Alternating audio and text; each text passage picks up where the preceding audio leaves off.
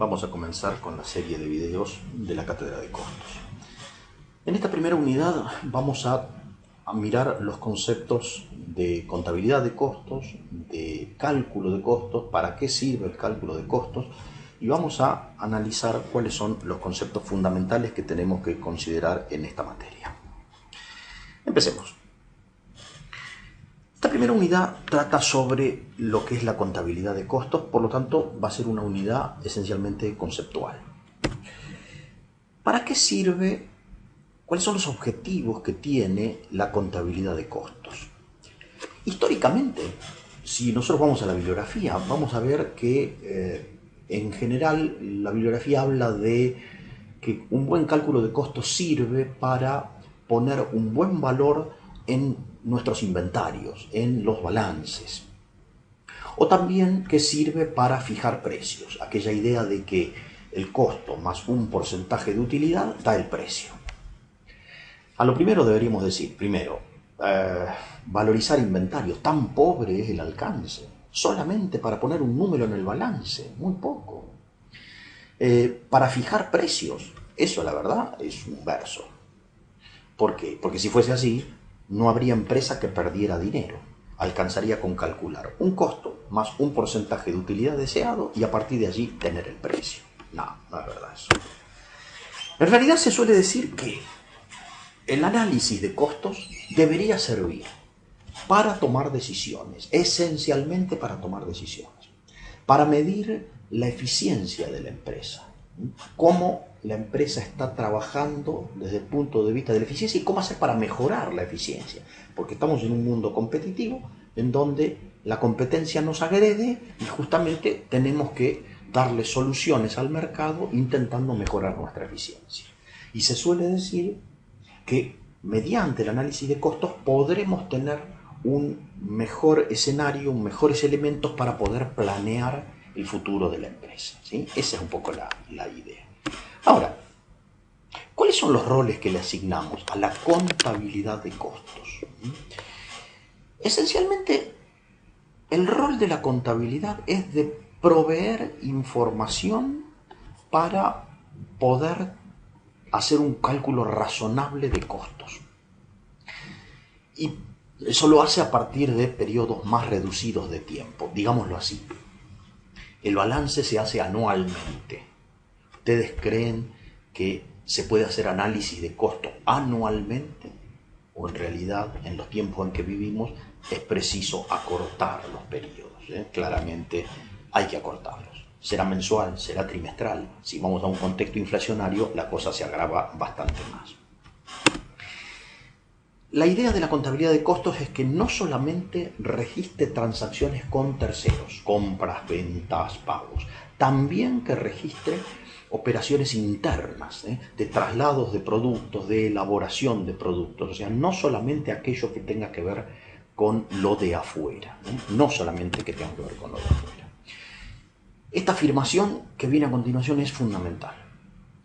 No podemos tener información confiable de costos si no tenemos un esquema contable confiable. Piénsenlo así. Van ustedes a hacer análisis de costos en una empresa. ¿Me quieren decir cómo van a hacerlo si no tienen información confiable? Lo que van a terminar haciendo es dibujando los números y con estimaciones.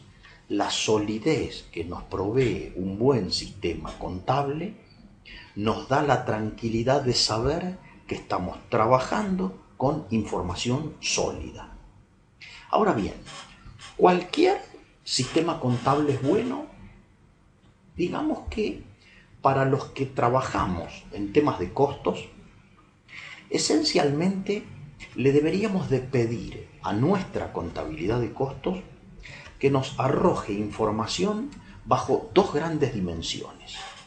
Por un lado, ¿cuáles son los conceptos que consumieron recursos? Es decir, ¿en qué se gastó el dinero? Y eso lo logramos con un buen plan de cuentas, con un plan de cuentas adecuado a las características propias del negocio. O sea, si yo tengo un plan de cuentas abierto, pormenorizado, bien detallado, voy a poder tener más claridad a la hora de poder analizar en qué se gastó el dinero. Pero la otra dimensión que nos aporta una buena contabilidad de costos tiene que ver con no solamente en qué se gastó, sino qué parte de la organización lo gastó. O sea, qué sector lo gastó. Lo gastó ventas, lo gastó producción. Dentro de producción, ¿qué sector fue el que lo gastó? Eso lo logramos con una buena apertura por centros de costos. O sea, una sectorización, una departamentalización de la empresa para poder analizar no solamente montos en juego, sino conceptos en juego y sectores en juego, para poder entender a dónde se va el dinero, porque el concepto fundamental de costos es que costo es sinónimo de esfuerzo, esfuerzo económico.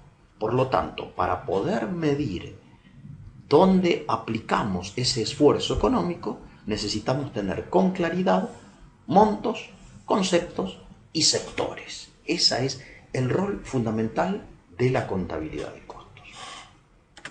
Ok, pero avancemos un poco más.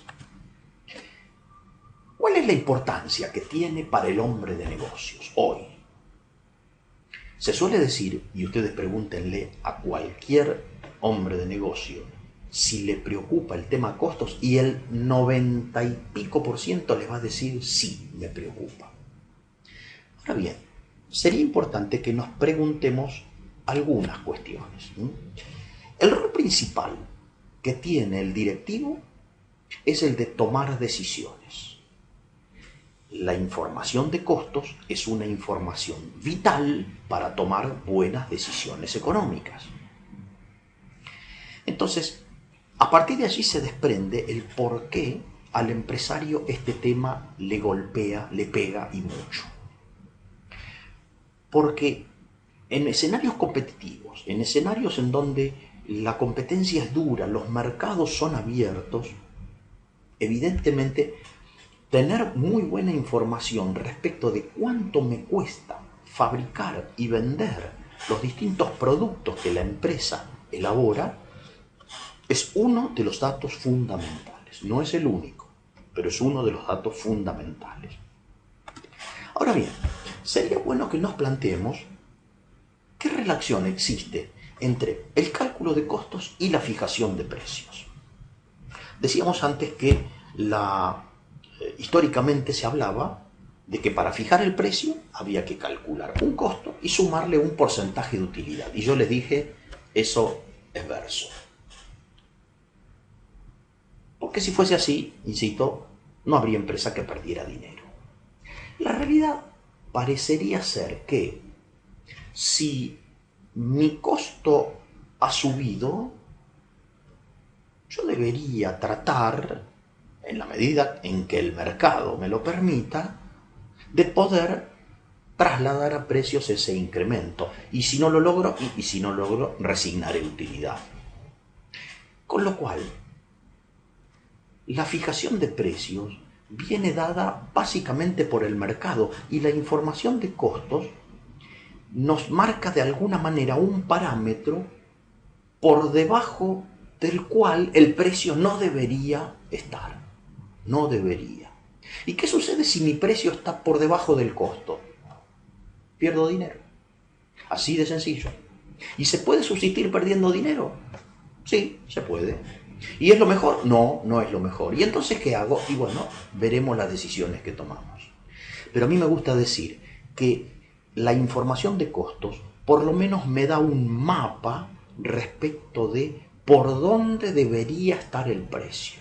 Si lo podemos lograr, bienvenido sea. Y si no, señores, habrá que esperar. Otra pregunta interesante es, ¿cuál es la relación que existe entre el concepto de costo y el concepto de eficiencia o productividad? Y al respecto sería interesante meditar sobre un tema. Costo es sinónimo de esfuerzo. Costo es dinero gastado con relación al volumen obtenido de productos. Es un cociente el costo. En el numerador, el dinero gastado. En el denominador, el volumen de producción obtenida. Uno dividido otro va a dar pesos por unidad, pesos por tonelada, pesos por kilo, pesos por metro. Ese es el concepto de costo unitario de producción. ¿Cuál es el concepto de eficiencia o el concepto de productividad? La productividad es una relación también, es un cociente entre cuánto se obtiene y cuánto se consume para obtenerlo. Típicamente es otro cociente. En el numerador, lo obtenido; en el denominador, lo consumido. Y el costo es justamente la inversa, porque el costo es lo consumido en dinero dividido lo obtenido, lo producido. Por lo tanto, si el costo y la productividad son conceptos absolutamente inversos, significa eso. Quiero mejorar el costo, tengo que mejorar la productividad. ¿Cuál es la manera mejor de mejorar el costo? Valga la redundancia, incrementar la productividad. Si yo logro obtener más con el mismo esfuerzo, he sido más eficiente, mi costo ha disminuido. La lucha, el esfuerzo de todo hombre de negocios está en tratar de sacar cada vez más eficiencia, más productividad a cada uno de los recursos consumidos. Bien, ¿cuál es el objetivo del cálculo de costos? El objetivo principal, no el único, el principal objetivo del cálculo de costos es poder obtener el dato de cuánto me cuesta producir y vender cada unidad de producto que yo venda. Si yo fabrico camisas, ¿cuánto me cuesta una camisa? Si yo fabrico neumáticos, ¿cuánto me cuesta vender un neumático? ¿Cuánto me cuesta producir y vender un neumático? Si yo fabrico televisores, ¿cuánto me cuesta fabricar? Si yo fabrico harina de soja, si yo fabrico energía, si yo fabrico fletes, si yo vendo fletes, ¿cuánto me cuesta un flete? ¿Cuánto me cuesta? Ese es el objetivo principal. Lo que vamos a trabajar esencialmente en la materia es calcular cuánto me cuesta fabricar y vender cada unidad de producto que yo vendo. ¿Es el único objetivo? No, es el principal. ¿Hay otros objetivos? Sí, claro. Podemos calcular el costo de un proceso, una etapa del proceso, el costo de una máquina, el costo de un sector determinado dentro de la organización. O sea, no es el único objetivo el cálculo del costo unitario. Si yo tengo información de cuánto me cuesta un proceso, puedo, por ejemplo, ponerme a pensar si no valdrá la pena cambiar ese proceso por otro proceso. Si yo estoy trabajando con una máquina determinada, puede que me interese cuánto me cuesta operar una hora de esa máquina para ver si no me conviene reemplazar la máquina o a lo mejor contratar los servicios de otra máquina, por ejemplo. Son diferentes subobjetivos. Avancemos un poquito más. ¿De qué habla la bibliografía cuando habla de los elementos que constituyen el costo de un producto? Esencialmente habla de 4 grandes elementos. Por un lado, las materias primas. Las materias primas vienen a ser los elementos físicos que la empresa tiene necesidad de consumir para poder elaborar una unidad de producto.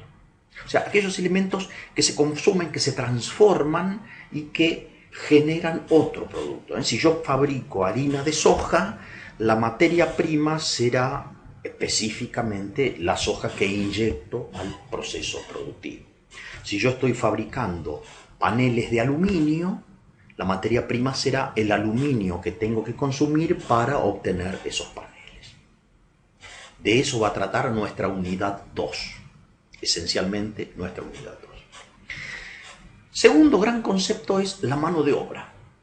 La mano de obra viene a ser el valor, el trabajo, el esfuerzo de las personas empleadas para poder transformar esa materia prima y convertirlo en un producto apto para ser comercializado. Aquí entra lo que se le abona a los trabajadores, más otros gastos derivados del empleo de esa mano de obra, más algunos servicios conexos, alimentación, sanidad, vestimenta y demás. De eso va a tratar nuestra unidad 3 y nuestra unidad 4. El tercer elemento constitutivo del costo son los llamados gastos de fabricación, o si estamos en una empresa que presta servicios, gastos de prestación de servicio. ¿Qué va allí adentro? Allí adentro va esencialmente todo lo que no es ni materia prima ni mano de obra. Y aquí va energía, combustibles, gas natural, amortizaciones de equipos, impuestos, seguros, distintos tipos de gastos necesarios para poder obtener el producto. Y el cuarto capítulo tiene que ver con el costo comercial, con el costo llamado de distribución. Y aquí entra la retribución de vendedores, entran los fletes, entran los impuestos que se pagan por vender, entran los gastos de logística, los gastos de exportación. 4 elementos que constituyen el costo de fabricación y de comercialización de un producto. Si el objetivo fundamental del cálculo de costos es determinar cuánto tiene qué costo total tiene de fabricación y de comercialización cada producto, el paso va a ser identificar estos 4 elementos, cómo se pueden asignar hacia los productos que elabora la compañía. Pero a la hora de asignación es importante que tengamos en cuenta diferentes clasificaciones de costos, diferentes tipologías de costos. Y vamos a hacer una primera separación. En la bibliografía se habla de diferentes clasificaciones. Yo voy a hacer foco en 2 de esas clasificaciones. La primera tiene que ver con la claridad, la facilidad de asignación de los costos hacia los productos o hacia las etapas de fabricación del producto. Y aquí hablamos de costos directos y de costos indirectos. Un costo es directo cuando lo puedo asignar con precisión, con claridad, hacia un producto o una etapa del proceso productivo. Cuando yo no dudo, tengo una persona que trabaja en esta línea de producción y esta línea de producción solamente hace este producto. Listo, este costo al producto. No tengo duda. ¿Qué es un costo indirecto? Un costo indirecto es un costo que hay que prorratear, que hay que distribuir, que hay que asignar a más de un producto. En el ejemplo que daba, supongamos que tengo un supervisor de varias líneas de producción. Cada línea de producción elabora un producto diferente. Como el supervisor atiende todas las líneas de producción, será preciso distribuir, prorratear el costo de ese supervisor. Costos directos, costos indirectos. Los costos directos son fáciles de asignar. Los costos indirectos hay que buscar un mecanismo, un criterio. Y ahí es donde empiezan los problemas a la hora de esta disciplina. La segunda cuestión a considerar en cuanto a las clasificaciones de costos tiene que ver con cómo varían los costos con relación a las variaciones en el volumen de actividad. Y aquí tenemos que recurrir a algunos conceptos que nos vienen dados de la economía y que seguramente ustedes ya estudiaron en microeconomía. Hablamos de costos fijos y de costos variables, básicamente. Costos fijos son aquellos que aunque cambie el volumen de producción, tienden a mantenerse razonablemente estables. En cambio, los costos variables son aquellos que cuando crece el volumen de producción, crece también en su cuantía total. Costos fijos, costos variables. Los costos fijos son una constante, los costos variables son un coeficiente, un valor, multiplicado por el volumen de unidades de producción de una compañía. ¿Qué son los costos semifijos y los costos mixtos? Empecemos por los de abajo. Los costos mixtos son aquellos que tienen parte de su comportamiento como fijos y parte como variables. Ya vamos a dar ejemplos. Cuando estemos allá por la unidad número 5 vamos a hablar. Costos semifijos. Esta denominación aquí varía dependiendo de la bibliografía. La bibliografía americana suele hablar de semifijos o semivariables dependiendo de si se parecen más a los fijos o se parecen más a los variables. Pero hay un autor argentino, que es el profesor Vázquez, cuyo libro se los recomiendo y está en biblioteca, que acuñó una caracterización especial de los costos semifijos y denomina costos semifijos aquellos que cambian cuando lo que cambia no es el volumen de actividad, sino el volumen de trabajo. O sea, a mayor cantidad de horas de trabajo, horas de personal u horas de los equipos, el costo crece. Y alguno dirá, bueno, pero si crece el volumen de actividad es porque crece el tiempo de trabajo. Eso no es necesariamente así. Puede que crezca más el volumen de trabajo que el volumen de actividad, por lo tanto hemos perdido productividad, o puede que sea a la inversa. El aporte del profesor Vázquez tiene que ver con identificar que hay ciertos costos que se generan a partir de la mayor cantidad de trabajo y no necesariamente ese mayor trabajo se ve materializado en un mayor volumen de actividad. Pero bien, sigamos con los conceptos. Vamos a hablar de sistemas de costeo.